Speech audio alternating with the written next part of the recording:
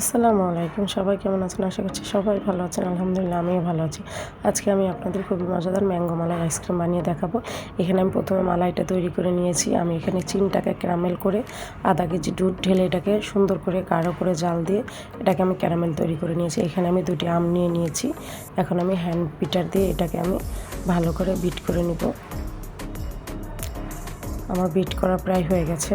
এখন আমি এটাকে আলাদা একটা পাত্রে রেখে আমি এখানে 2 কাপ ক্রিম নিয়ে নিব।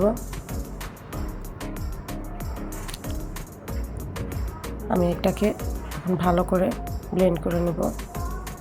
আমার ক্রিমটা প্রায় হয়ে গেছে। এখন আমি এই পর্যায়ে এখানে 1 চামচ ভ্যানিলা এসেন্স দিয়ে দিব। আগে থেকে তৈরি করে রাখা সেই ক্যারামেলটা দিয়ে দিব। আমি এখানে ম্যাঙ্গোটাও দিয়ে দিব। আমি এটাকে ভালোভাবে মিশিয়ে এটাকে ব্লেন্ড করে নিব।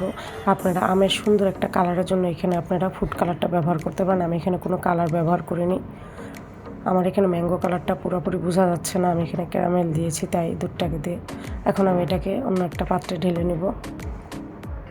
এখন আমি এটাকে 8 ঘন্টার জন্য ফ্রিজে সেট হওয়ার জন্য দিয়ে দিব।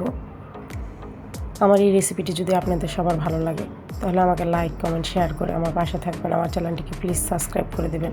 আশা করছি আমার এই ভিডিওটি আপনাদের ভালো লেগেছে। আমার আইসক্রিমটা বরফ হয়ে গেছে। এখন আমি আপনাদের পরিবেশন করে দেখাবো। আইসক্রিমটা খেতে খুবই মজা হয়েছে। প্লিজ আপনারা বাসায় ট্রাই করবেন, আপনাদেরও খুবই ভালো লাগবে। আসসালামু আলাইকুম।